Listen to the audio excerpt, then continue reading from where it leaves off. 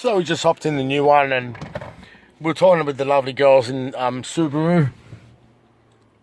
What a great experience it's been this time buying the car, and just hopped into the new one, and how strange it is to buy the same car. And it really is a unique and a testament to how good these cars are that I will buy a new one. Now, there's various reasons I'm buying the new one. It's because I want this car well into the few years that it's going to take to make the new model.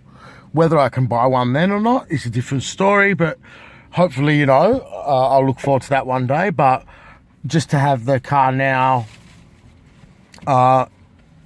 for those reasons that I've mentioned previously. Now,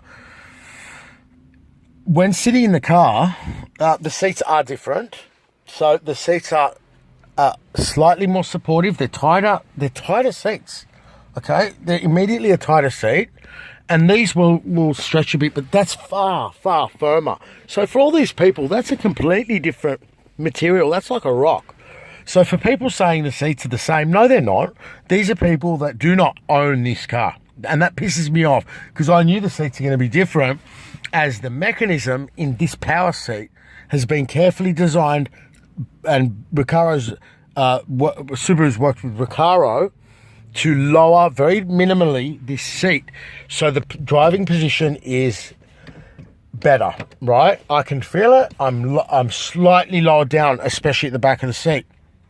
Now, immediately just pushing the clutch, because bear in mind, I never saw this car. I never saw the interior or the color. I just bought one, right? So immediately pushing the clutch, it's far lighter. Significantly lighter clutch. Noticeably lighter. Now, I've not driven it yet, but I'll tell you what, the gearbox is smoother and easier to put in. In fact, this is a short shift kit here, and it feels even shorter. And that's that. Now, sitting in the car with the windows up, I can hear far, far less. This car's far quieter. It's a quieter place to be without the engine running. Now, just previously when I started the engine, I mean, it sounds louder than mine inside. I don't know why. I'll start it up. Clutch is so light. I mean, it sounds the same, but it sounds louder than mine. What it is, it's not as smooth as mine. I've got a bit of vibration throughout the floor, as this is a new car. So let's give it a rev.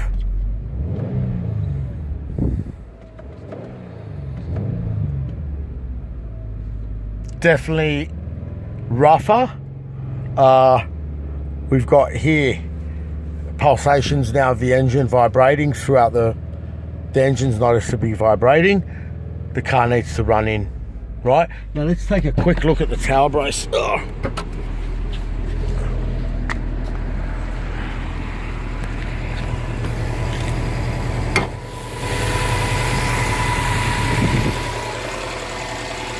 Nice. Can't even see it. I wonder if it does anything. Oh, the intercooler, undamaged. Nice. Haven't seen the lights either, so I'll put the lights on. Oh, it looks pretty much the same.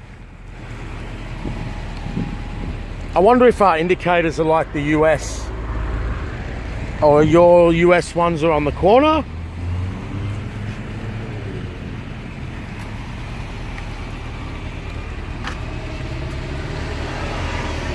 All right, so now all that's left is basically, and that's what I mean about it being unique, is the brakes. I mean, we've bought the same car. The brakes, okay, the foam filled whatever, right?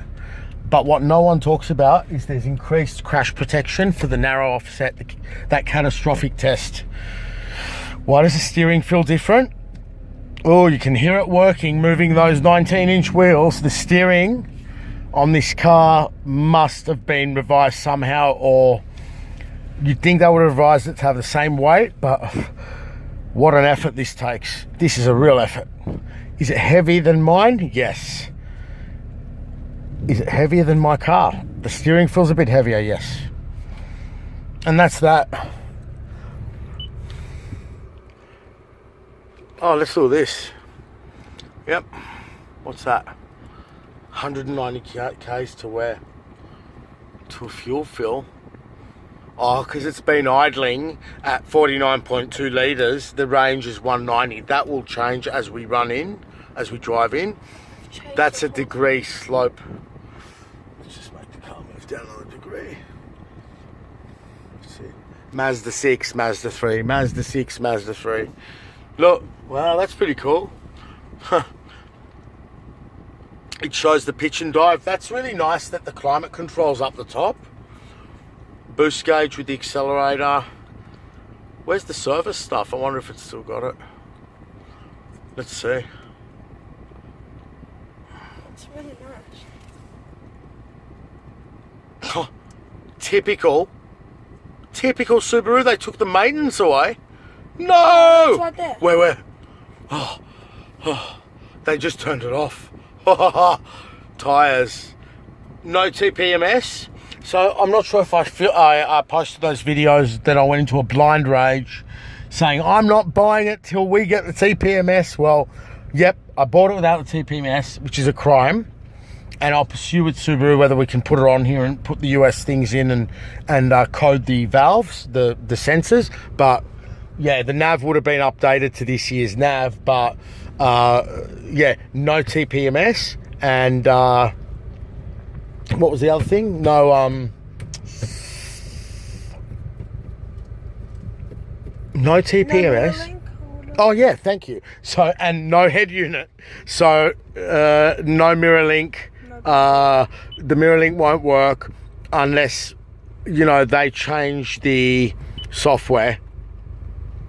Okay. It isn't even in the car. So it's open source. We can go and recode it. So I've got a photo of my old software, and I remember that CAO one.